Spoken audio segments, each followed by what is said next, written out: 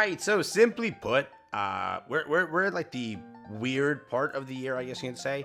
How do I describe this weird part of the year? Well, last year was a much different part of the year, correct? Because you had, at this moment in time, ReZero running into an actually great banner, into an actually even better banner, into an actually terrible banner, into an actually great banner, into an actually terrible banner, into an actually great banner. So you kind of saw what happened, right? This year, though, you kind of been saving. I think you've been in a really good position to save some gems. You really had a pretty mid collaboration. That is true.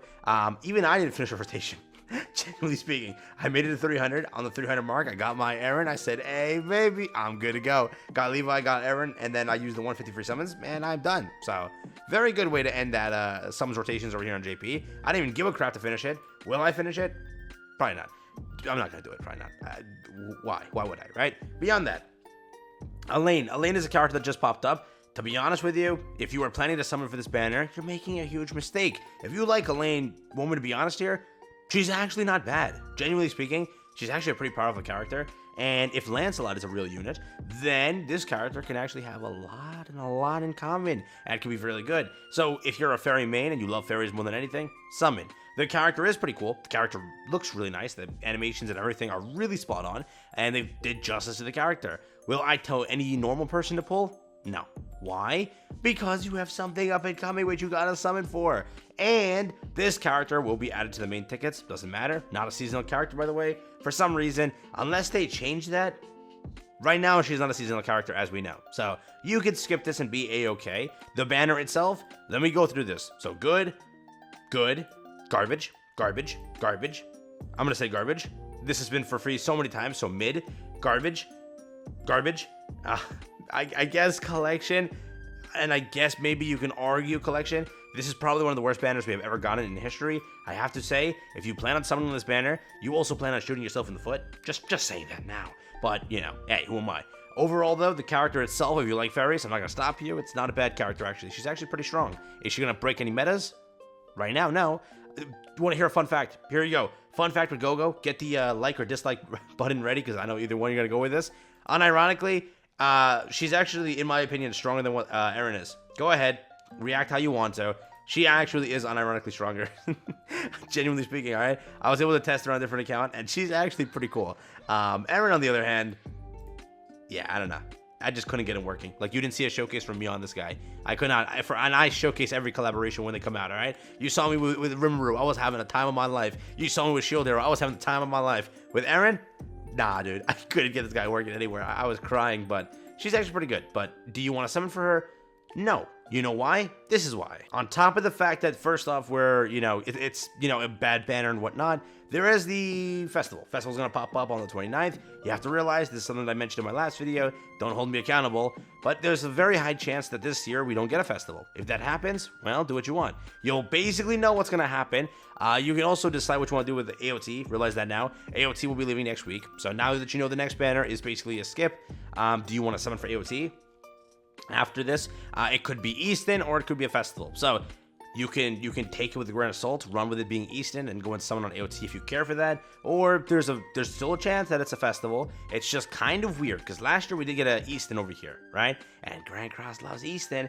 They got to get in there. It's like a quota. They've signed a contract that says we need one Easton a year for some reason. And trust me now, it happens. Like, let's go. So Easton's over here. Easton of Authority. I am questioning, when was Easton before this? So Easton, let's see. Can I spot an Easton? Let's see. Oh, no Easton oh, September. I wonder, where are we right now? Wait. Where was the Easton last time? Where is that Easton? Did I pass it? No, right there. Easton, October. For some reason, around this time of the year, we always get an Easton unit. Finding Easton in the finals scares us even more. There is a chance it's Easton. For some reason, it is too. I don't know if they actually do have a contract like that, where they're like, oh, we gotta publish an Easton. Maybe it was like the 1 year mark to get more sales, because Easton sells pretty well. I don't get it. Did that happen the year before?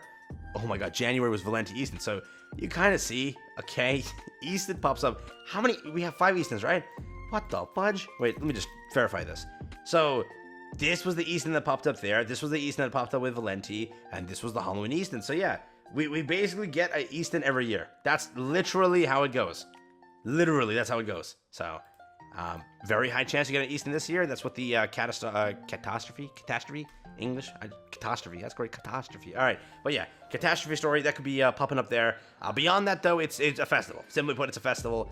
What sort of festival? It's a $60 million festival. Is it going to be a good festival unit? Merlin's a really powerful unit. Broken for unknown team, if you were to say.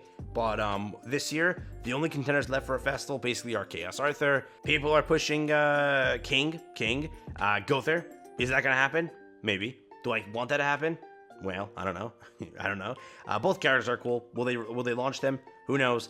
But again, they could also skip a festival. Simply put, they could do that. There isn't much left of story. They could do this.